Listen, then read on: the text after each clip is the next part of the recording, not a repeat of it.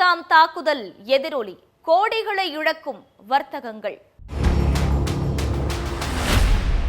India Pakistan எல்லையான ஜம்மு காஷ்மீர்ல இருக்க பஹல்காம் பகுதியில ஏப்ரல் 22ஆம் தேதி பயங்கரவாதிகளால் நடத்தப்பட்ட தாக்குதல்ல வெளிநாட்டவர்கள் உட்பட 26 பேர் உயிரிழந்தது.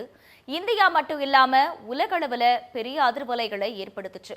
இந்த நிலையில இந்த தாக்குதலுக்கும் பாகிஸ்தானுக்கும் தொடர்பு இருக்கிறதா சொல்லி எதிர்வினை ஆற்றும் விதமா அட்டாரி வாகா எல்லை மூடல், பாகிஸ்தானியர்கள் இந்தியாவுக்கு பயணிக்க தடை, தூதரக பணியாளர்கள் வெளியேற காலக்கெடு, சிந்து நதி ஒப்பந்தம் ரத்துன்னு பல்வேறு நடவடிக்கைகளை மத்திய அரசு முன்னெடுத்து வர்றதையும் பார்க்க முடியுது. இந்த நிலையில தான் இந்த தாக்குதலோட எதிரொலியா இந்தியா பாகிஸ்தானுக்கு இடையேயான வர்த்தகமும் பெரிய அளவுல பாதிப்புக்குள்ளாக இருக்குன்னு பல்வேறு தரப்புகள்ல இருந்து செய்திகள் வெளியாகிட்டு வர்றதையும் கவனிக்க வேண்டியிருக்கு. பஹல்காம் தாக்குதல் இந்திய வர்த்தகத்தில் ஏற்படுத்திய பாதிப்பு என்ன, தாக்குதலுக்கு பிந்தைய வர்த்தக பாதிப்பால் யாருக்கு அதிக இழப்பு, இதையெல்லாம் தான் ஸ்பாட்லைட்ல பார்க்க போறோம்.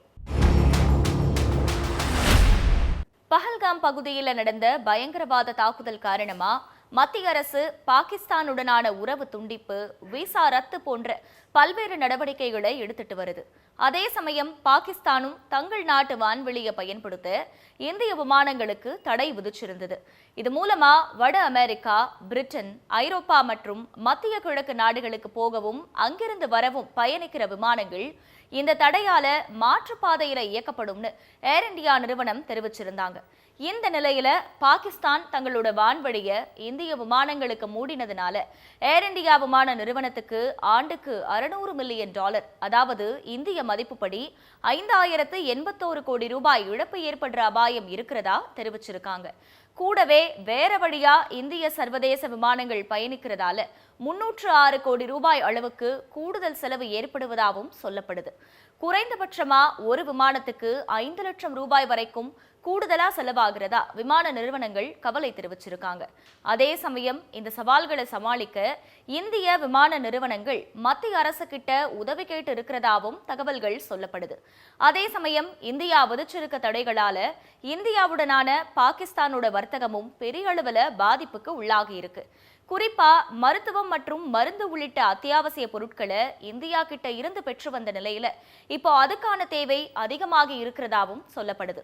இந்த நிலையில மத்திய அரசோட இந்திய விமான நிறுவனங்கள் மேற்கொண்ட பேச்சுவார்த்தையில இந்திய சீன எல்லைக்கு அருகே இருக்கக்கூடிய இடங்களை பயன்படுத்த முயற்சி எடுக்கிறதாவும் அதுக்கு சீன அரசு கிட்ட கோரிக்கை வைக்க இருக்கிறதாவும் தகவல் வெளியாகி இருக்கு.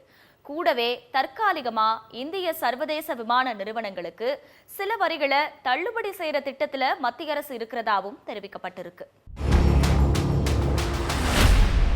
தாக்குதல் நடந்த காஷ்மீரின் பஹல்காம் பகுதி தலைகீழ மாறி இருக்கிறதா தெரிவிச்சிருக்காங்க. குறிப்பா சுற்றுலா தலத்துக்கு பெயர் போன பஹல்காம் பள்ளத்தாக்கு கோடை விடுமுறையான இந்த சமயத்துல சுற்றுலாவாசிகள் இல்லாம வெறிச்சோடி இருக்கிறதாவும், சுற்றுலாவை மட்டுமே பெரிய அளவுல நம்பி இருக்க அந்த பகுதி மக்களோட வாழ்வாதாரம் பெரிய அளவு பாதிப்புக்குள்ளாகி இருக்கிறதாவும் சொல்லப்படுது. பஹல்காம், சோனமார்க், குல்மார்க் ஆகிய பிரபலமான சுற்றுலா தலங்கள் தற்காலிகமா மூடப்பட்டிருக்கு.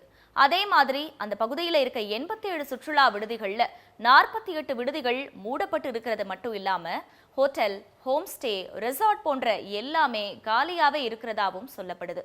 கோடை விடுமுறையை முன்னிட்டு முன்பதிவு செய்யப்பட்ட எல்லா விடுதிகளும் சுற்றுலா மையங்களும் 90% அதிகமா ரத்து செய்யப்பட்டிருக்கிறதாவும் 95% சுற்றுலாவாசிகளோட வருகை குறைஞ்சிருக்கிறதாவும் தரவுகள் தெரிவிக்குது. இதோட விளைவா சுற்றுலா தலத்தை மட்டுமே நம்பி இருக்கும் வணிகர்கள், டாக்ஸி ஓட்டுநர்கள், சுயதொழில் செய்பவர்கள், குதிரை சவாரி மேற்கொள்றவங்கன்னு சுமார் 1.4 லட்சம் வேலை வாய்ப்புகள் நேரடியாகவும் மறைமுகமாகவும் பாதிக்கப்பட்டிருக்கிறதா உள்ளூர் தரவுகள் தெரிவிக்குது. தாக்குதல்ல சுற்றுலாவாசிகளை தங்களோட உயிரை பணயம் வச்சு பத்திரமா காப்பாத்திய குதிரை சவாரி மேற்கொள்றவங்களோட வாழ்வாதாரமே இப்போ கேள்விக்குறியா மாறி இருக்கு. கூடவே 400 கோடி ரூபாய்க்கும் அதிக மதிப்பிலான உட்கட்டமைப்பு திட்டங்களும் காஷ்மீர்ல தற்காலிகமா நிறுத்தப்பட்டிருக்கிறதால சுமார் 3000 கோடி ரூபாய் வரைக்கும் இழப்பு ஏற்பட்டு இருக்கிறதாவும் சொல்லப்படுது. இந்தியாவோட மிக முக்கியமான சுற்றுலா தலங்கள்ல ஒன்னா இருக்க காஷ்மீர் பகுதி மீண்டும் தன்னோட இயல்பு நிலைக்கு திரும்பினா மட்டுமே அங்க இருக்க உள்ளூர் வாசிகள் மட்டும் இல்லாம இந்தியாவோட வர்த்தகமும் இயல்பு நிலைக்கு திரும்பும்னு சொல்றாங்க பொருளாதார மதிப்பீட்டாளர்கள். மனித நேயத்தோடு சுற்றுலா போனவங்களை காப்பாற்றின உள்ளூர் வாசிகளோட வாழ்வாதாரம் பெரிய அளவுல பாதிக்கப்பட்டிருக்கு.